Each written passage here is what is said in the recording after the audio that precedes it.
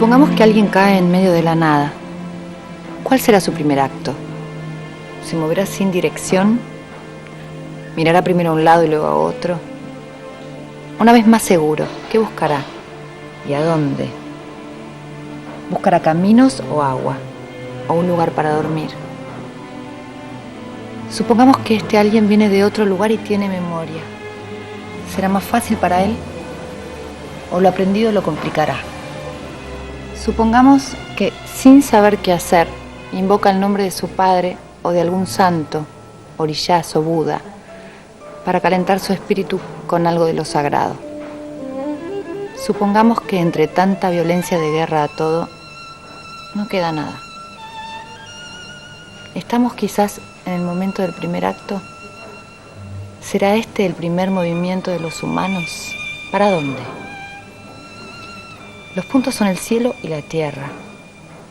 Tratamos de fundir en una sola visión los supuestos opuestos, completando las partes. Y esto ocurre en todas las direcciones.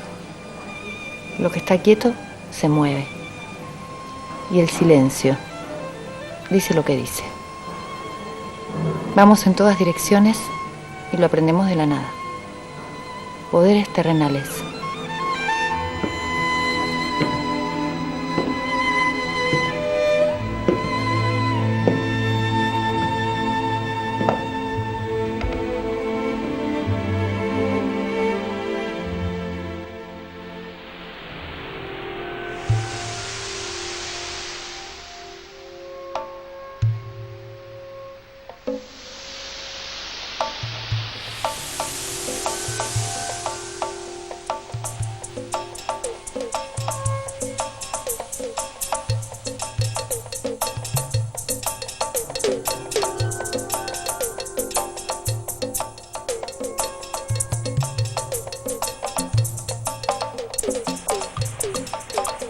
¿Es importante para el hombre necesario su conexión con el pasado y su historia? Desde el recorte junguiano fundamental es de alguna manera recuperar toda esta memoria de larga cadena de ancestros, reconexión con este pasado olvidado. En este sentido, Jung es algo parecido a Sócrates, la memoria es recordar. Y hay también una definición de memoria que es muy interesante, que dice que la memoria es el arte de olvidar. O sea, aquel esfuerzo que hacemos en un momento dado para empezar a suprimir información y recordar solamente aquella que necesitamos. En realidad, es decir, cuando alguien dice recuerdo mi pasado, está hablando mal, es decir, no recuerdas todo su pasado. Lo que recuerda de su pasado es lo que recortó de su pasado. Y recorta en función de los personajes que quiere armar. Yo quiero armar un padre malo, voy a recortar todas las ocasiones en que mi padre fue bueno.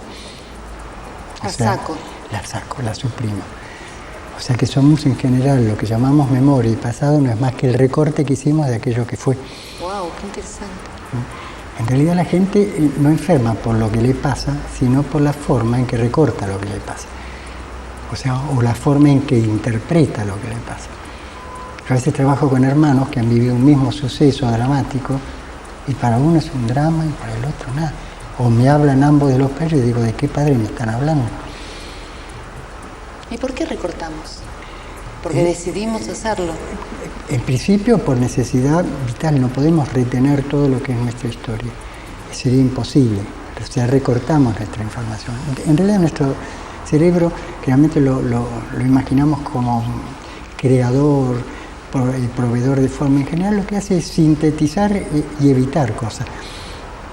El neocortes lo que hace es un sintetizador, evita ser inundado por todo el mundo de experiencias exteriores o interiores, que si emergieran y si surgieran todos juntos, enloqueceríamos, o no podríamos hacer esto que hacemos, concentrarme. Yo para lo cual omito todo lo que está alrededor, y vos supongo que es lo mismo.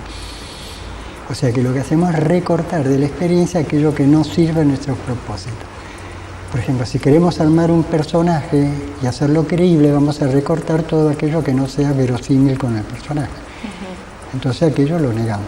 Pero esto me interesó, que dijiste, si yo quiero ser un padre malo, si yo elijo ser un padre malo, recorto todas las buenas acciones de mi padre en mi infancia. ¿Pero por qué elijo ser un padre malo? No es porque en realidad mi padre no fue tan bueno y tengo esa experiencia acumulada y esa es más fuerte. Depende de cómo empecé a organizar. Por ejemplo, está un poco en función de los personajes que armamos. Como si llamas un carromato, como tenían en el medioevo, con todas las posibilidades de ser, entonces uno elige personaje. Entonces, si yo elijo un personaje de víctima, debo justificar mi personaje y debe haber atrás un padre malo, después era un marido malo. O sea, una serie... Elijo ese personaje porque me es más cómodo para vivir. Para mi personaje. O sea, busco mis partener. Entonces, si yo elijo un personaje víctima, voy a buscar partener que sean complemento a mi personaje. Entonces, si quiero ser un personaje golpeado, voy a buscar personajes que me golpeen. ¿Sí? O sea, para justificar mi personaje. Entonces, los recortes se dan por suertes variadas, múltiples. Sería una esquematización decir que es solamente por un motivo, pero se va como acomodando para sostener ese personaje. Imagina un niñito en su cuna. Entonces, la primera vez lloró, gritó, pataleó, vinieron, se acercaron, le dieron una mamadera, lo levantaron, ¿sí? Otro niñito lloró, pataleó, no lo levantaron, se rió, hizo gorgoritos, vinieron, lo levantaron, le dio resultado. Al que le dio resultado la risa, toda su vida va a privilegiar la risa. Al que le dio resultado el llanto, toda la risa va a privilegiar el llanto. O sea, que armó un personaje trágico o armó un personaje feliz. Ambos se privan, porque tanto el trágico va a necesitar a veces reír, y al reír el que ríe va a necesitar a veces llorar. Otra vez la oscuridad. Equilibrio de opuestos, esto es constante. O sea, tratar de compensar estas polaridades y no quedarnos en ninguna. No la zona de medio, porque la zona de medio son grises. El secreto es pendular. Entonces, tan pronto vamos a un lugar, la propia inercia, agotamiento del ejercicio nos llevó al otro lugar y pendulamos.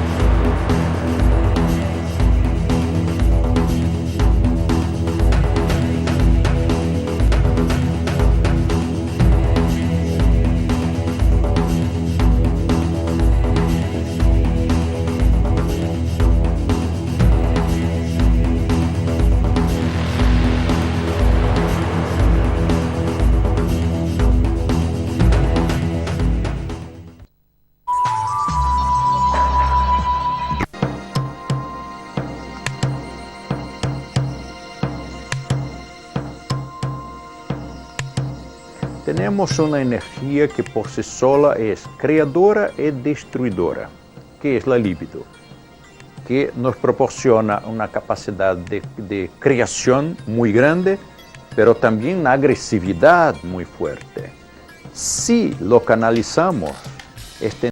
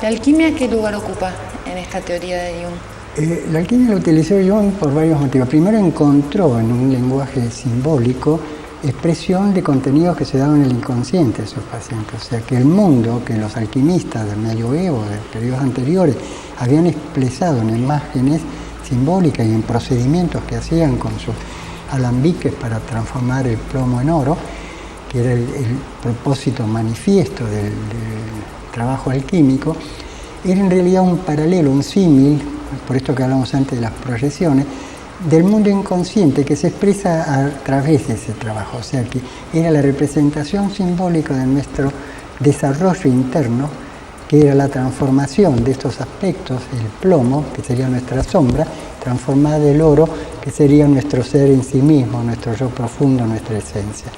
O sea que era como una especie de símbolo de todo ese pasaje. Y era también como la posibilidad de unir también dos opuestos muy fundamentales, que es materia y espíritu. Aquello tan material podía dar lugar a este oro tan especial que no era el oro común simplemente. O sea, era la transformación en espíritu de aquello que había nacido como materia.